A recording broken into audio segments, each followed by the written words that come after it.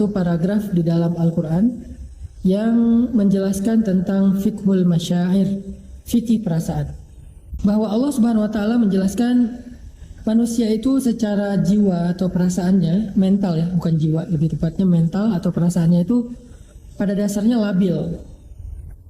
Allah menggambarkan labil ini dengan istilah halu'a. Dia tuh mudah sekali berubah dan mudah sekali terguncang. Ketika dia dikasih kesusahan, dia menjadi berputus asa, berkeluh kesah, melemah.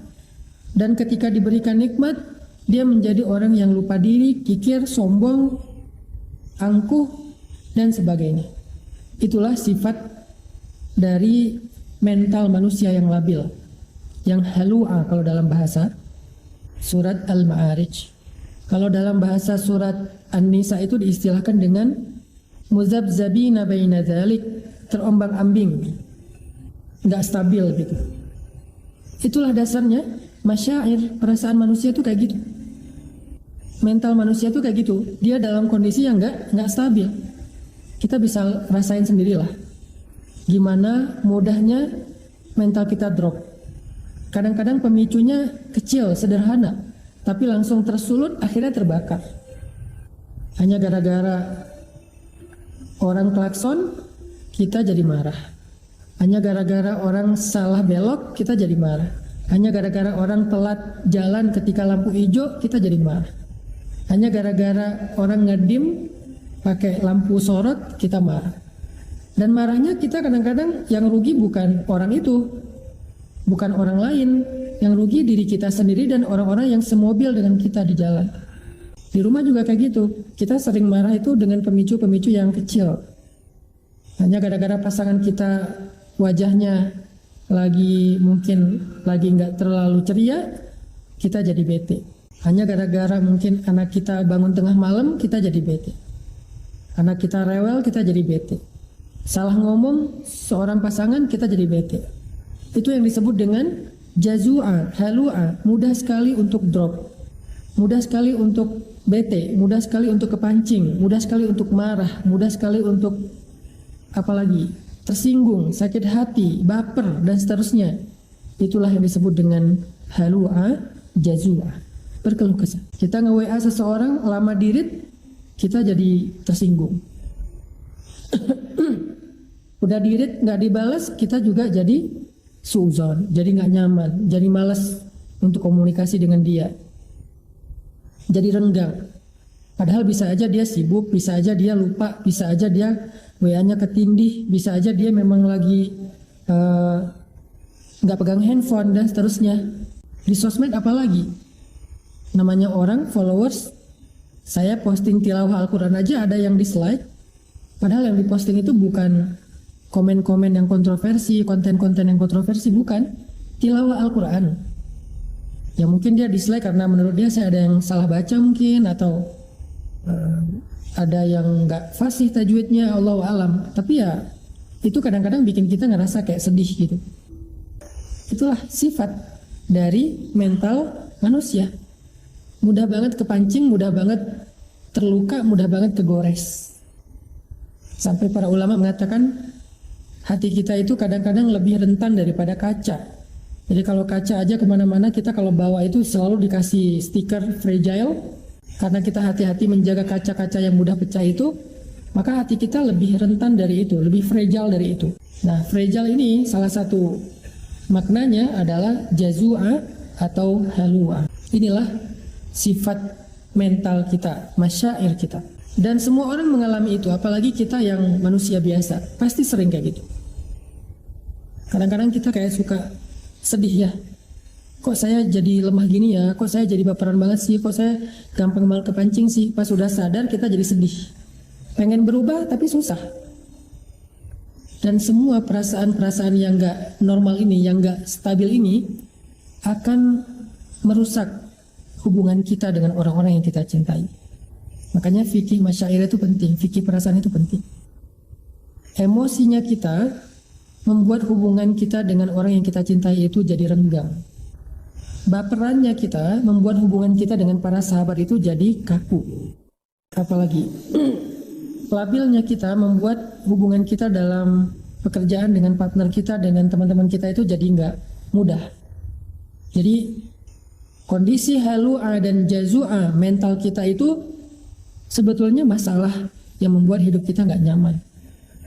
Bersosial media nggak nyaman, di grup nggak nyaman, di rumah nggak nyaman, di jalan nggak nyaman, berteman nggak nyaman, punya keluarga nggak nyaman, dengan mertua nggak nyaman, dengan orang tua sendiri nggak nyaman, dengan siapapun nggak nyaman, karena memang hati dan mental kita itu halu'a, jazu'a, kurang woles, kurang easy going, terlalu fragile, terlalu rapuh, terlalu rentan, sehingga membuat kita sendiri jadi nggak nyaman, bukan orang lain. Yang paling pertama ngerasain ketidaknyamanan dari halu'a dan jazu'anya mental kita itu bukan orang lain, tapi kita sendiri.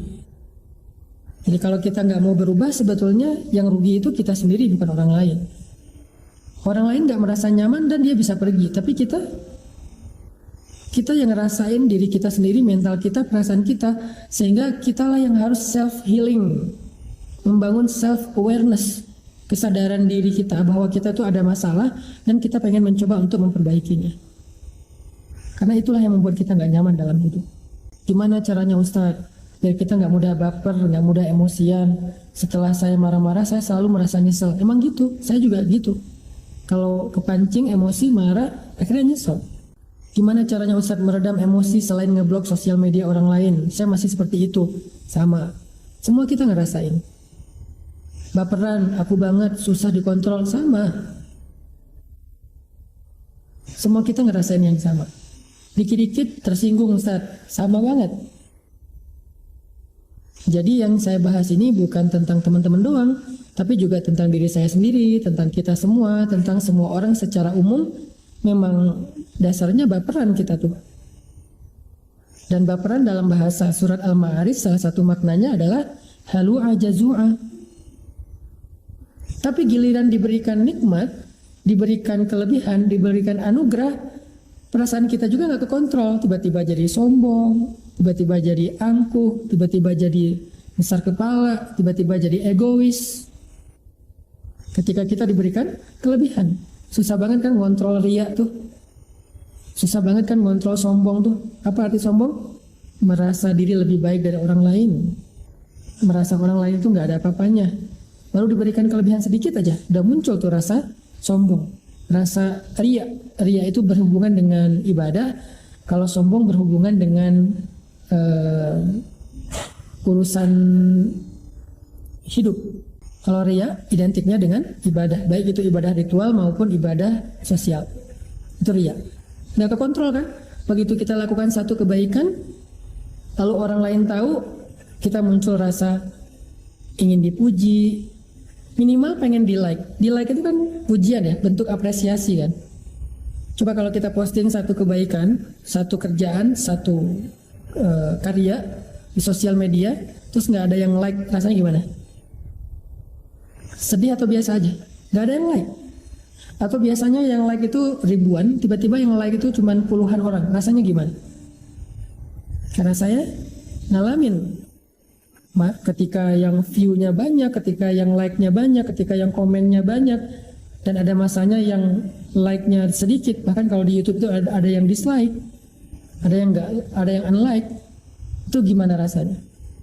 Itulah yang disebut dengan manu'ah. Ketika diberikan kenikmatan, diberikan kebaikan, diberikan anugerah, diberikan hadiah, diberikan kelebihan, tiba-tiba kita jadi lupa diri.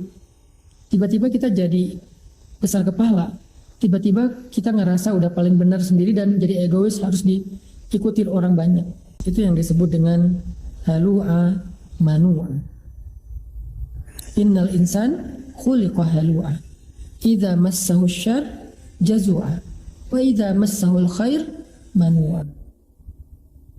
Jadi poin pertama kita dari paragraf Al-Ma'arij itu adalah mental dan perasaan kita itu dasarnya labil.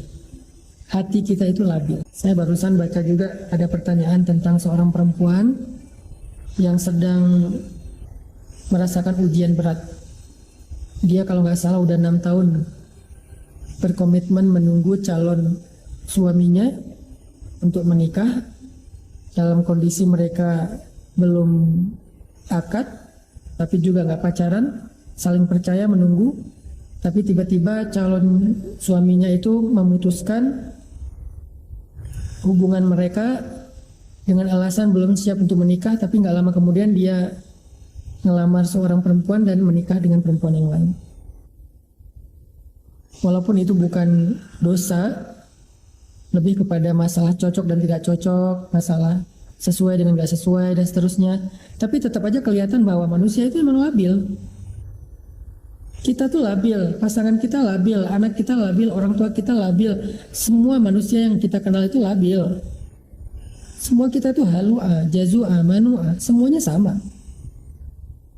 Jadi kita hidup di antara kelabilan-kelabilan perasaan dan hati manusia. Yang hari ini dia sayang sama kita, besok dia bisa bete dan benci sama kita. Yang hari ini dia ngebelain kita, besok dia bisa nyerang kita. Yang hari ini dia memuji kita, besok dia bisa mencela kita loh. Itulah manusia. Kadang-kadang orang yang mencela kita itu kita sampai nggak nyangka gitu. Orang yang kita anggap kayaknya baik-baik aja, kita nggak ada masalah pribadi dengan dia, malah kita ngerasa baik, udah baik sama dia, kita udah ngerasa udah banyak bantu dia, tapi tiba-tiba di belakang dia yang nyerang kita, dia yang menjelek-jelekan kita, dia yang memfitnah kita. Itulah manusia. Jadi jangan heran kalau kita ngalamin itu ketika kita bergaul. Kalau kita masih heran pas ngalamin itu, berarti kita kayak naif. Kita pikir kita hidup di antara malaikat. Enggak, kita hidup di antara manusia. Dan kita bagian salah satu di antara itu. Kita juga pernah banget lah ngecewain orang. Nggak tepat janji pernah, bahkan ingkar janji pernah. Kalau nggak tepat janji meleset, kalau ingkar janji ya sengaja aja nggak mau menunaikan janji.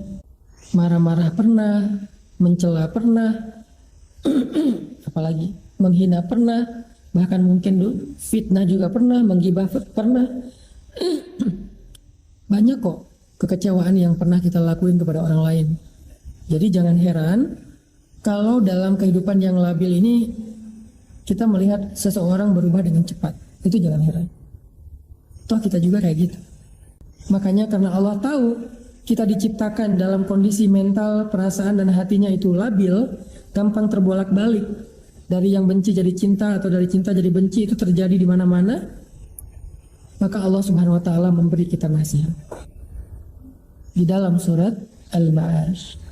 Karena Al-Quran itu adalah tazkiyatun nafs, obat bagi jiwa, syifa'un lima fis sudur, obat penyembuh bagi penyakit-penyakit yang ada di dalam dada, penyakit hati, penyakit perasaan. Al-Quran adalah penyembuhnya. Bukan hanya dawa, tetapi syifa. Kalau dawa itu obat, kalau syifa itu penyembuh. Kalau dawa, obat belum tentu sembuh. Kalau syifa, Allah menjamin akan sembuh. Kalau kita benar-benar memahami dan mengamalkan Al-Quran. Gimana cara mengatur perasaan kita biar hidup kita nyaman. Karena kenyamanan hidup diawali dari dalam diri kita, bukan dari faktor-faktor fasilitas yang ada di luar kita. Ada orang yang bahagia walaupun hidupnya sederhana. Ada orang yang sengsara, sedih, mengeluh walaupun dia hidup dalam istana. Kasian gak tuh orang hidup dalam istana tapi mengeluh. Orang hidup di gubuk sederhana tapi dia bahagia. Karena orang lupa kebahagiaan itu sumbernya ada di sini, bukan di rumahnya seperti apa, mobilnya kayak gimana. Saya dulu waktu kecil bahagia tinggal di rumah kontrakan. Kemana-mana naik sepeda, dibonceng sama ayah saya. Kita nggak punya motor apalagi mobil, cuman punya satu sepeda ontel yang zaman dulu, yang bahkan sekarang udah jadi mahal harganya karena plastik. Dulu tuh murah banget. Kemana-mana tuh pakai sepeda atau naik angkot. Naik angkot pun saya harus berdiri karena emak saya nggak sanggup bayar ongkos angkot untuk saya dan adik-adik. Jadi cuma emak doang yang duduk, kita berdiri. Atau naik sepeda. Tapi apakah kita sengsara? Enggak sama sekali. Hidup saya tuh happy banget waktu kecil. Saya ngerasa beruntung punya orang tua seperti ayah dan ibu saya. Saya merasa beruntung punya keluarga saya. Walaupun kita bukan lagi sederhana, miskin, tapi kita bahagia banget. Saya nggak pernah menyesal memiliki keluarga saya. Jadi itu menjadi bukti buat saya, ternyata bahagia itu sumbernya bukan di dalam fasilitas hidup, tetapi di dalam hati kita. Selama hati kita bisa dibahagiakan, maka kita akan merasa cukup dengan apapun. Ibu saya mampu membahagiakan saya, walaupun gak bisa ngasih jajan yang banyak. Dulu jajan pergi sekolah tuh, kalau diuangkan sekarang mungkin sekitar cuman 1.000 rupiah lah. Kalau dengan konversi sekarang, dulu harganya masih jajan itu 50 rupiah. Tahun berapa Ustaz? Adalah pokoknya. Jajan tuh 50 rupiah. Kalau dikasih 100 rupiah itu tuh jingkrak-jingkrak. Tapi dikasih 50 pun gak sedih. 50 rupiah itu bisa beli mie yang dibungkus pakai daun pisang yang jualnya guru sekolah. Waktu itu yang jual kalau nggak salah guru olahraga, ibu-ibu. Beliau kalau berangkat ke sekolah itu ada 3 guru kita di SD itu yang jualan di sekolah, di kantin, naruh di kantin. Mie yang dibungkus daun pisang itu harganya 50 rupiah. Sekarang mungkin 1.000 rupiah. Dengan jajanan 1.000 rupiah saya happy. Kenapa? Karena kebahagiaan kita itu bukan angka. Kebahagiaan kita itu bukan berapa besar jajannya. Kebahagiaan kita itu bukan berangkat ke sekolah pakai Mercy atau Alphard. Kita jalan kaki kasih bolang. Berangkat jalan kaki, pulang jalan kaki. Jarak sekolahnya sekitar 2 kilo. Jalan kaki. Kadang lari, kadang jalan. Kadang sambil main sama adik berdua jalan ke sekolah. Jam 7 berangkat, setengah 8. Perjalanan 20 menit, setengah 8 masuk.